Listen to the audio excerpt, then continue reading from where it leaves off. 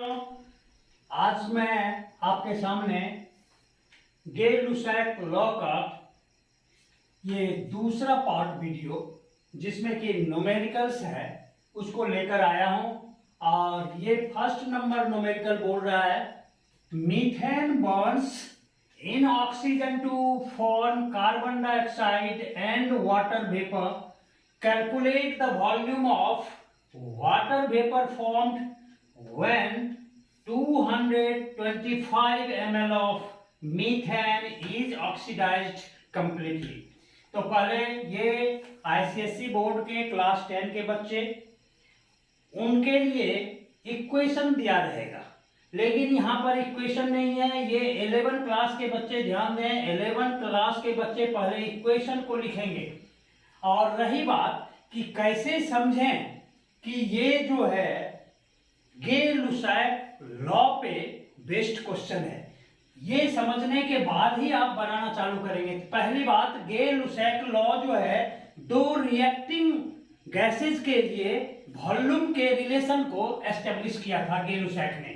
तो यहां पर देखते हैं मीथेन, मीथेन भी एक क्या है, गैस है, और वो बर्न कर रहा है किसमें, ऑक्सीजन में। ऑक्सीजन भी क्या है, गैस है। तो ये रिएक्टेंट दोनों जो है मीथेन और ऑक्सीजन गैस है।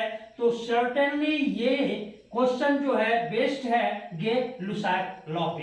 तो मीथेन का फार्मूला 10 क्लास के बच्चे, उनको इक्वेशन दिया रहेगा, लेकिन 11 क्लास के बच्चे के लिए इक्वेशन दिया नहीं रहेगा, आपको इक्वेशन फॉर्म करना है। तो मीथेन का फार्मूला क्या होता है, CH4 प्लस ये बर्न हो रहा है किसमें, ऑक्सीजन में। और 10 क्लास के बच्चे भी जानते हैं जब भी कोई ऑर्गेनिक कंपाउंड या ऑर्गेनिक गैस ये बर्न करेगा ऑक्सीजन में तो दो प्रोडक्ट पक्का देगा।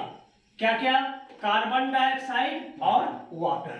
तो पहला प्रोडक्ट हम बना देते हैं कार्बन डाइऑक्साइड और दूसरा प्रोडक्ट वाटर। हमने बोला था गे-लुसैक लॉ में, पहले इक्वेशन फॉर्म कर लिया। अब देख लेते हैं ये बैलेंस्ड है कि नहीं है। बैलेंस्ड, कार्बन को देखें तो कार्बन बैलेंस्ड है। उसके बाद यहां पर देखिए हाइड्रोजन कितना है, 4, यहां पर है 2। अगर हाइड्रोजन में अगर 2 लगा दें तो ये मेरा हाइड्रोजन 4 हो गया, हाइड्रोजन 4 हो गया, यहाँ हाइड्रोजन भी 4 है।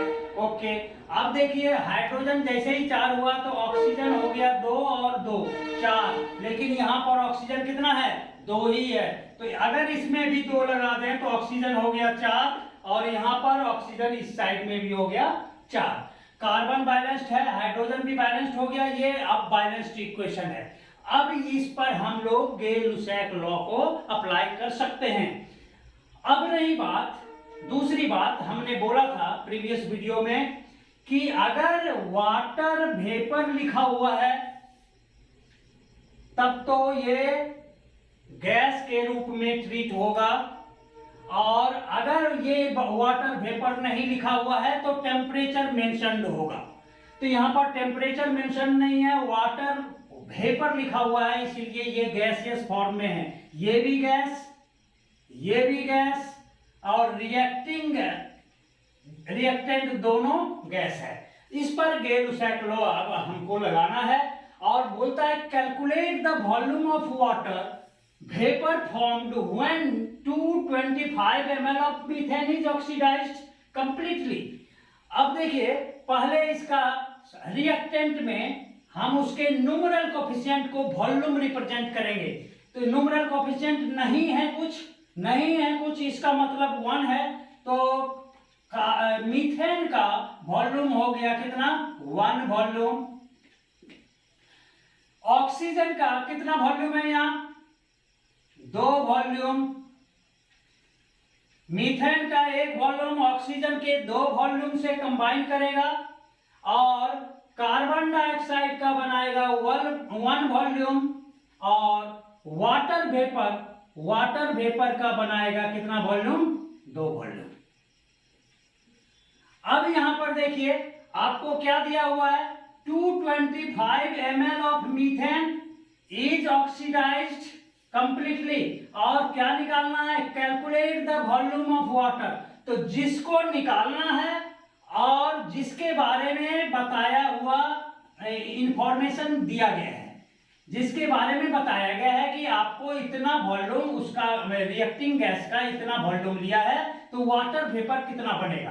तो आपको यहाँ पर दो ही चीज से मतलब रखना है। पहला जो आपको दिया हुआ है, ये कितना दिया हुआ है? 225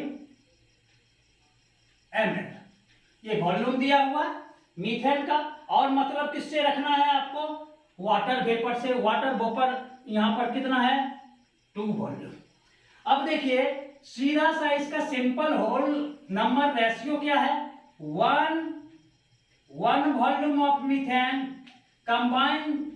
combines with 2 volume of oxygen gives 1 volume of carbon dioxide and 2 volume of water vapor। So अगर मीथेन का, जिससे मतलब है उसी को लेके चलेंगे, मीथेन का 1 वॉल्यूम होता है तो वाटर वेपर का कितना वॉल्यूम बनता है? 2। तो मीथेन का अगर 225 वॉल्यूम होगा तो क्या हो जाएगा?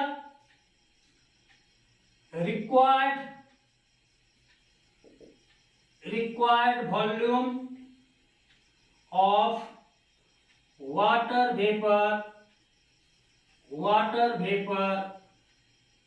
is equal to क्या? इसका कितना वॉल्यूम बनता है वाटर वेपर का? 2 वॉल्यूम बनता है। 2 वॉल्यूम बनता है इसके 1 वॉल्यूम से। अगर इसका 225 ml है तो उसमें 2 से मल्टीप्लाई कर देंगे। 225 into 2 that is 450 ml। 450 ml of water vapour will be formed. अब इसके लिए क्या है? गिवन गैस का volume into simple whole number ratio में वाटर वेपर का पार्ट। यानी इसको अगर हम फार्मूला बनाने जाएं तो required volume of water vapour is equal to given volume of gas multiplied by part of